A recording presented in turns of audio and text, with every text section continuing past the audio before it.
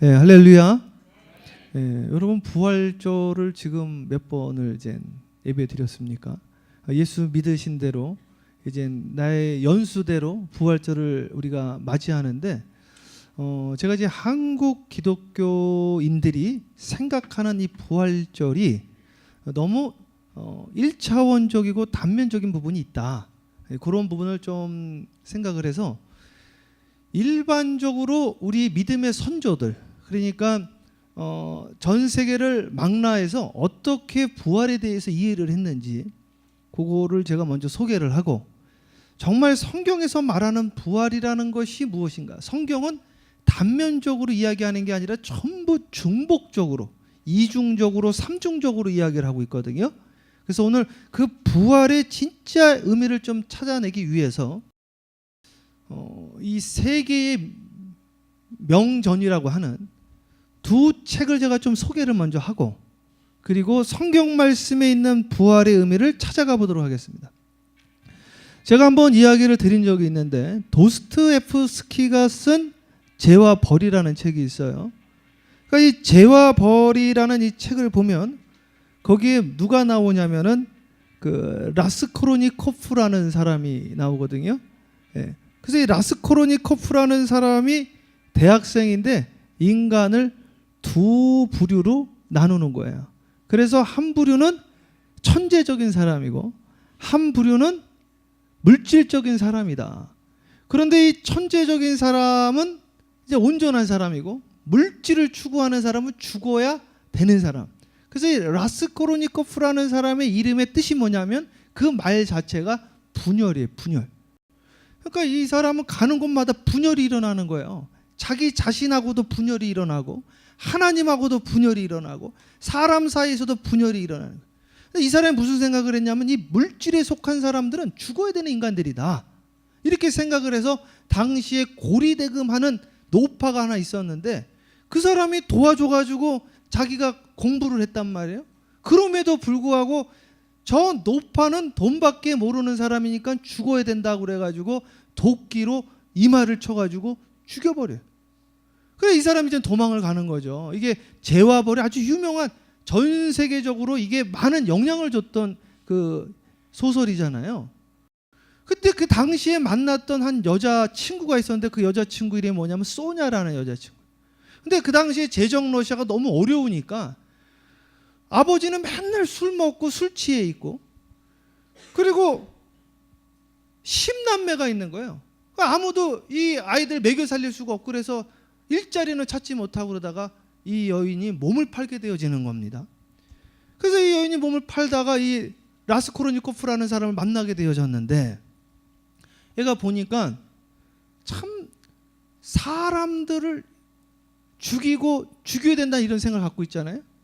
그래서 이 여인이 한 게 뭐냐면 요한복음 11장을 만날 때마다 읽어준 거예요. 요한복음 11장을 계속 읽어주다가 이 라스콜로니코프라는 이 분열의 인간이 주님을 만나고 자수하고 회개하는 역사가 일어나거든요. 그래서 이 요한복음 11장에 무슨 이야기가 나오냐면 죽은 나사로 이야기가 나옵니다.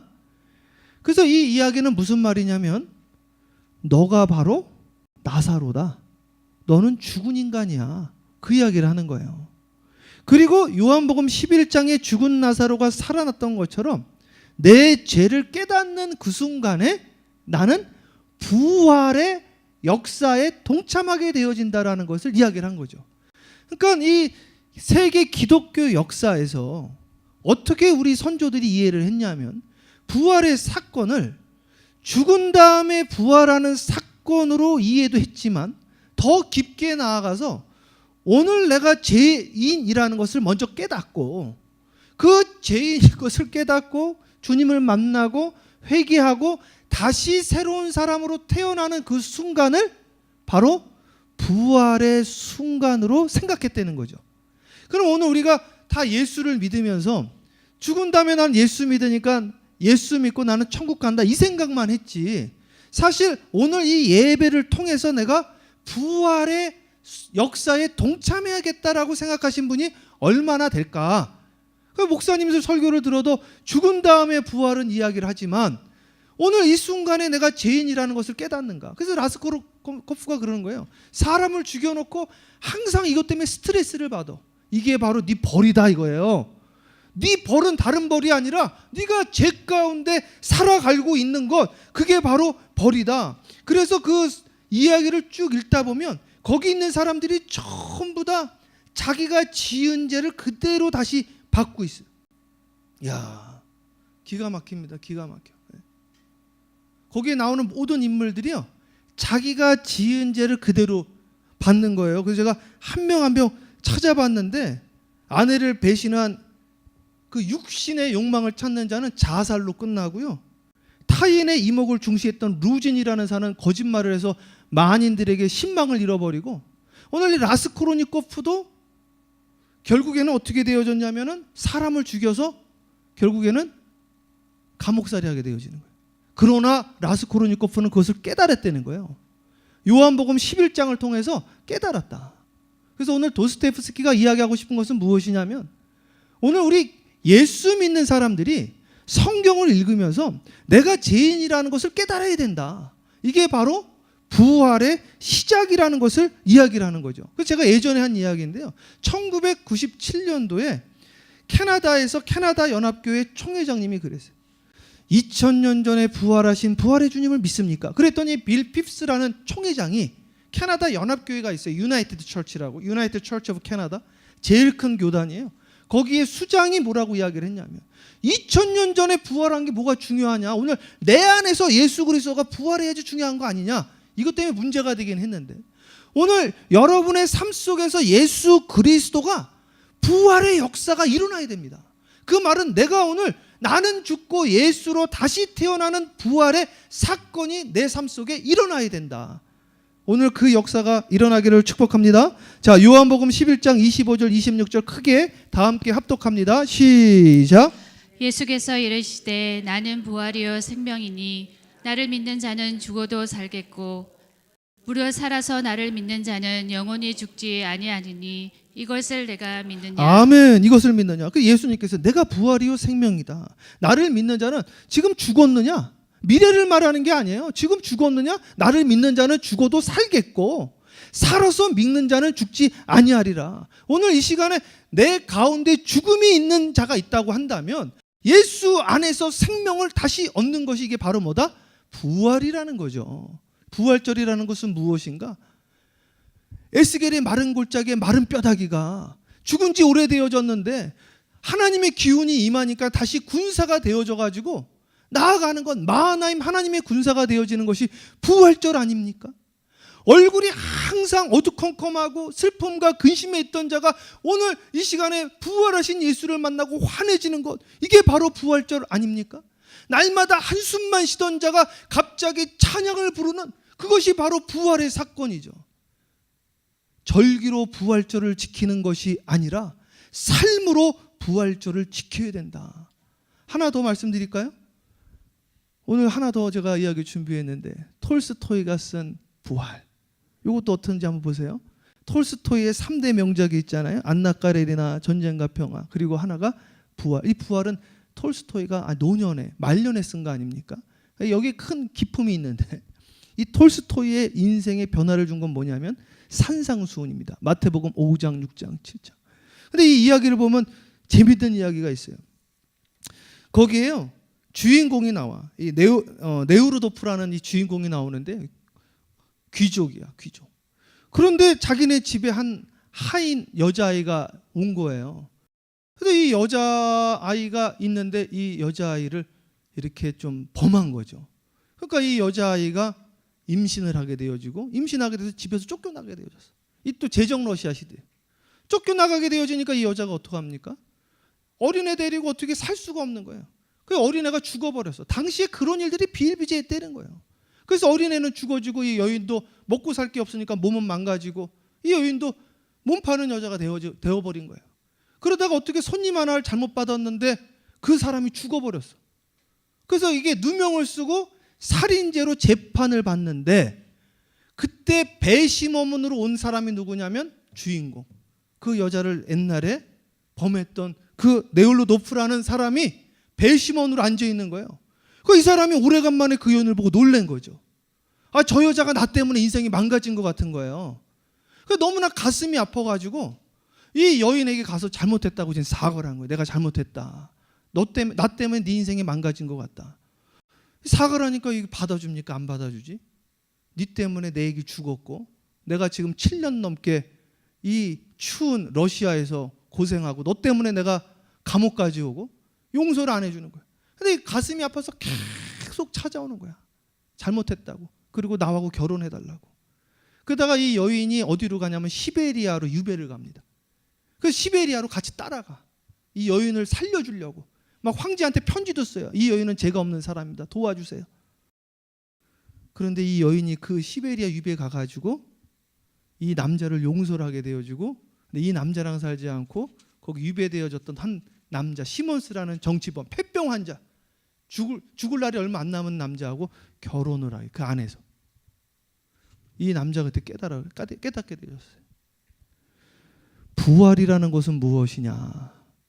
거대 담론이 아니라 용서와 사랑이다. 이 사람이 거기에서 회개를 하고 새로운 사람으로 다시 태어나는 사건이 일어나요. 자기의 토지를 정리하고 내가 이 한 여인한테 죄 지은 거 이제 앞으로는 이것을 내가 갚으면서 살겠다. 그래서 제가 이 말씀을 드리는 이유는, 이제 책 이야기는 잘 안 하잖아요. 사실은 이 이야기를 하는 이유는 이거는 전 세계적으로 알려진 명작들이잖아요. 영화로도 많이 나왔잖아요.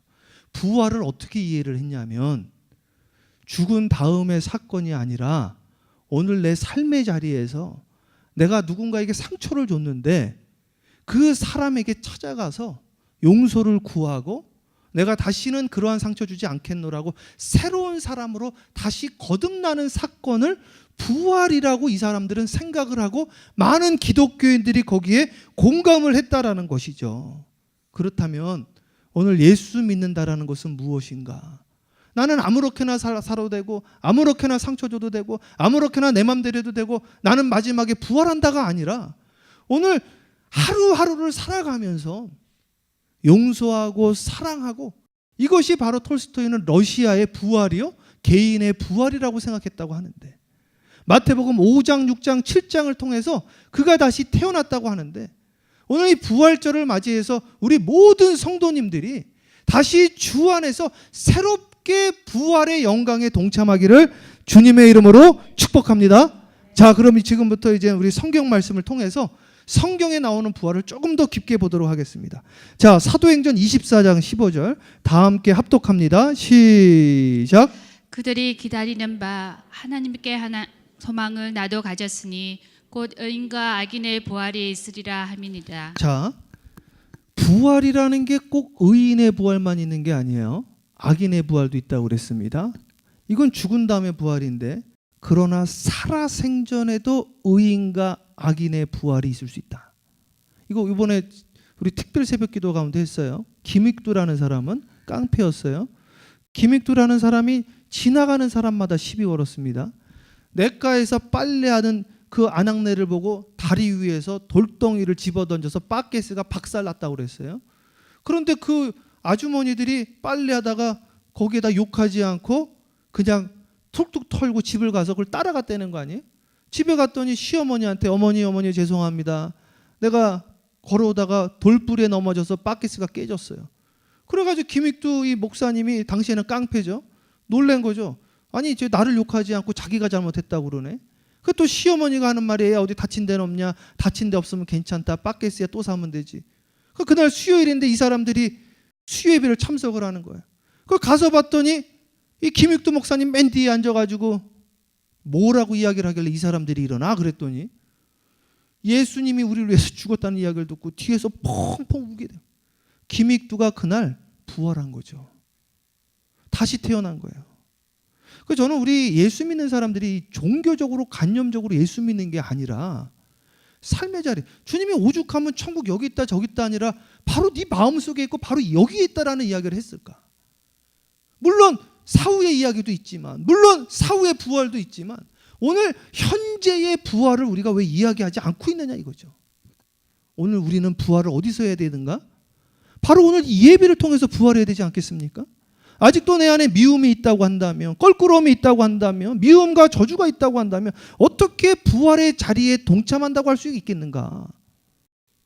부활이라는 것은 무엇인가? 그것을 이야기를 하고 있다는 거죠. 자, 부활의 종류가 좀 더 있어요. 다음 말씀 한번 볼까요? 다음 말씀 고린도전서 15장 13절 다 함께 합독합니다. 시작. 만일 죽은 자의 부활이 없으면 그리스도도 다시 살아나지 못하셨으나 죽은 자의 부활이 있대라는 거예요. 영적인 부활이 있대라는 거예요. 그러나 오늘 이 시간에도 부활이 있다라고 에스겔서에 나왔잖아요. 마른 뼈에 에스겔 골짜기의 마른 뼈는 지금 이스라엘을 말한다고 그러지 않았습니까? 나라도 죽어 있는 나라가 있고 교회도 죽어 있는 나라가 있고 사대 교회는 살았다고 하나 실상은 죽었다고 했으니 그들이 회개하고 다시 태어나면 그게 바로 부활이 아니고 무엇이냐 이거죠. 오늘 신앙생활도 현찮게 하다가 오늘 은혜 받고 다시 태어나게 되어지면 그게 부활 아니겠습니까? 오늘 우리가 하얀 옷들 입고 오셨는데 부활의 영광, 하늘에 속한 자가 되겠다는 이야기 아닙니까? 하나님, 내가 부활의 영광에 동참하겠습니다. 다시 태어나겠습니다. 그 이야기를 하는 거죠. 로마서 1장 4절 다 함께 합독합니다. 시작. 성결의 영으로는 죽은 자 가운데서 부활하사 능력으로 하나님의 아들로 선포되셨으니 곧 우리 주 예수 그리스도시니라. 영의 부활이 있다고 그러잖아요. 영의 부활. 그러니까 오늘 이 시간에 영의 부활이 있다고 한다면 꼭 육이 죽었을 때 부활하는 사건은 아니라는 거죠. 우리 몸이 영과 혼과 육으로 돼 있다고 하잖아요. 그럼 이 시간에도 영이 죽은 자가 있단 말이에요. 그럼 영의 부활이 되어지면 그건 육신이 살아있을 때 이야기를 하는 거 아닙니까? 그래서 그 사람은 첫째 사망도 없는 거예요. 성경에 나와 있는 거죠. 살아서 믿는 자는 죽지 아니하리라. 죽는 게 아니라 육신이 자는 거거든요. 그거는 영이 살아있기 때문에. 이게 얼마나 이게 귀한 말씀입니까? 그래서 내 삶의 자리에서 부활을 이야기를 하는데 에베소서 4장 2절을 크게 큰 목소리로 합독합니다. 시작. 모든 겸손과 온유려 하고 오래 참음으로 사랑 가운데서 서로 용납하고. 아멘. 이게 삶의 자리에서 부활이에요. 겸손함, 온유함, 오래 참음, 사랑. 이게 부활한 자들의 참 모습이다. 부활한 자 맞습니까? 네, 맞죠? 우리 부활한 자입니다. 부활한 자로 살아가야 되는 거예요. 그 다음 말씀 보면 재밌는 말씀이 있어요. 여긴 정확하게 부활한 자가 현재의 삶에서 부활한 자를 이야기를 하고 있는데 골로새서 3장 10절 함께 합독합니다. 시작. 새 사람을 입었으니 이는 자기를 창조하신 이의 형상을 따라 지식에까지 새롭게 하심을 입은 자니라. 자, 두 가지 이야기 드릴 건데 첫 번째, 새 사람이라는 게 있습니다. 그러면 옛 사람은 어디가 되는 거예요? 없어졌다는 거예요. 그러니까 이게 부활이죠. 새 사람을 입었다는 거예요. 새 사람을 입었으니 자기를 창조하신 이의 형상을 따라. 그러니까 주님의 형상을 내가 닮아갔다는 거죠. 그 다음에 지식에까지 새로워졌다. 그러니까 지식의 부활도 있는 겁니다. 예전의 지식이 새로운 지식으로 다시 태어난 거예요. 그러니까 이 사람은 야, 이런 지식이 어디서 나왔느냐? 그런 이야기를 하잖아요. 지식의 부활이 온 거예요. 영의 부활이 온 거죠. 삶의 부활이 오게 되어진 것이다. 새 사람으로 다시 태어나야 된다. 믿습니까? 제가 이 새 사람에 대해서 다음 주는 부흥회군요. 기회 되면 또 이걸 좀 나눠보고 싶은데 새 사람이 이게 이례적인 사건이 아니더라고요. 사울이 왕이 될 때 하나님의 영이 임해서 그가 새 사람이 되었다는 말이 있더라고. 그리고 그가 이제 예언을 할 거라는 이야기가 돼 있어요. 그런데 그가 버림을 받게 되잖아요. 그러니까 오늘 부활이라는 사건은 이례적인 사건이 아니라 매일매일 있어야 되는 사건이다. 그래서 내가 날마다 죽노라라고 했던 이야기는 무엇이냐면 매일매일 부활의 사건을 경험하지 아니하면 나는 에스겔의 마른 골짜기처럼 마른 뼈가 되어줄 수 있다. 자, 로마서 마지막 말씀 같은데 로마서 6장 5절 마지막 말씀입니다. 크게 합독합니다. 시작. 만일 우리가 그의 죽으심과 같은 모양으로 연합한 자가 되었으면 또한 그의 부활과 같은 모양으로 연합한 자도 되리라. 아멘. 이 말씀 잘 읽어보세요. 우리가 그의 죽으심 같은 모양으로 연합한 자가 되었으면 그의 죽으심과 같은 모양으로 연합해서 죽었으면 이런 말이거든요. 예수님이 어디서 죽으셨다는 거예요? 십자가. 만약에 이렇게 죽었다고 한다면 뭐라고 나와 있냐면 그 다음 말, 또한 그의 부활과 같은 모양으로 연합한 자도 되리라. 너가 만약 십자가의 모양으로, 예수님의 모양으로 너가 죽었다고 한다면 예수님의 모양으로 너가 또 부활하리라. 이 말은 뒤집으면 십자가의 사건이 네 삶 가운데 없다고 한다면 너는 부활도 없다라는 이야기가 되는 거죠. 오늘 노 크로스 노 크라운이라고 그랬는데 십자가 없이는 부활이 없습니다. 해산의 고통 없이 해산이 있을 수가 없는 거죠. 십자가 없이 부활의 영광에 동참할 수가 없다. 오늘 누구든지 나를 따르려거든 자기 십자가를 지고 자기를 부인하고 자기 십자가를 지고 나를 따르라고 했는데 이게 부활이구나. 오늘 여기서 부활을 경험하지 못한다고 한다면 어떻게 죽은 다음에 부활을 그렇게 확신하고 확증할 수 있습니까? 오늘 이 자리에서의 부활이 있게 되어지기를 축복합니다. 자, 그럼 이제 정리합니다. 오늘 많은 교회들이 이제 함께 볼 말씀 드릴 텐데요. 부활한 사건이 어떻게 일어나는지 한번 제가 이야기 드릴게요. 예수님이 제 말씀 잘 들어보세요. 부활했을 때 많은 사람들이 한 번에 알아봤다 못 알아봤다? 못 알아봤는데 언제 알아본지 아세요? 엠마오로 내려가는 두 제자가 예수님께서 뭐 해주실 때? 말씀을 풀어주실 때. 그러니까 오늘도 말씀을 풀어줄 때에 부활한 예수님 만나야 되는 거 아닙니까? 예수님이 옆에 있는데 몰랐어요. 그런데 언제 알았냐? 부활하신 예수님이 말씀을 풀어주시고 마음이 뜨거워질 때 그들이 그때서야 깨달았다는 거예요. 그러면 수많은 교회에서 오늘 말씀이 선포되어지고 있는데 거기에서 하나님의 말씀을 듣고 부활하신 주님을 만나는 자도 있고 못 만나는 자도 있을 텐데 우리 팜스프링스 한인교회 성도님들은 마음이 뜨거워지고 만나게 되어지기를 축복합니다. 자, 제자들이 모여 있는데 음식을 나눌 때에 주님께서 그들과 함께 하사 음식을 먹여주시고 그때 주님이시다 깨닫고 주님은 사라졌어요. 없어졌단 말이에요. 언제 부활하신 주님을 경험하게 되어졌는가? 성도들의 교제 가운데 예수님의 부활하심을 보게 되어졌다. 그렇죠? 자, 도마가 함께 제자들이 모여 있을 때 부활하신 주님 못 만났어요. 그런데 그 다음에 그 자리에 함께 했을 때에 부활하신 주님을 만나게 되어집니다. 오늘 내가 믿음의 공동체에 함께하지 아니했다 할지라도 함께하는 그 순간에 부활하신 주님을 만날 수가 있다. 다른 사람들이 만났잖아요. 그 자리에 함께하니까 나도 만나게 되어지더라. 부활의 사건은 공동체적인 사건이다. 그래서 500여 명이 한꺼번에 함께 주님을 봤다고 그랬어요. 오늘 저는 팜스프링스 한인교회 이 공동체의 집단적인 사건으로 주님을 만나게 되어지기를 축복합니다. 말씀을 들을 때에 음식을 나눌 때에 부활하신 주님을 만났다는 거예요. 오늘 우리도 한번 그렇게 해보자. 부활이라는 것은 무엇이냐? 출애굽기에 보니까 모세가 하나님을 만나고 나서 얼굴이 광채가 났다고 그랬어요. 부활이라는 것은 여러분의 얼굴에 광채가 나는 것이 부활의 사건의 증거가 되는 거 아니겠습니까? 어떤 분이 그런 거야. 야, 최 목사 인상 좀 펴. 힘들어도 인상 펴야 돼. 목사는 똥 씹은 얼굴 하면 안 돼. 얼굴에 빛이 나야 돼. 빛이. 그것이 부활의 증거야. 목회자가 얼굴이 어두우면 성도들도 얼굴이 어둡다. 오늘 믿음의 성도들은 얼굴에 빛이 나야 된다. 이게 바로 변화의 사건이다. 믿습니까? 예수님이 변화산에서 얼굴에서 빛이 났다고 그랬어요. 로마서 12장 2절에 너희는 이 세대를 본받지 말고 오직 마음을 새롭게 함으로 변화를 받아 하나님의 선하시고 기뻐하시고 온전하신 뜻이 무엇인지 분별하도록 하라. 그래서 이번 한 주간은 제가 제 그 메시지 쓰는 곳에 분별이라고 써놨어요. 한 주간 난 분별을 하도록 하자. 근데 이 분별이 뭐냐? 이 세대 본받지 말고 마음을 새롭게 하라는 거예요. 마음 새롭게 하고 변화를 받아 하나님의 뜻이 무엇인지 분별하자. 마음을 새롭게 하는 게 부활이구나. 오늘 시간 내가 다시 태어나야 되는구나. 이게 바로 거듭남입니다. 이건 사람으로는 할 수 없지만 하나님께로서는 할 수 있는 것이구나. 마지막 순간에 어떻게 되어지느냐?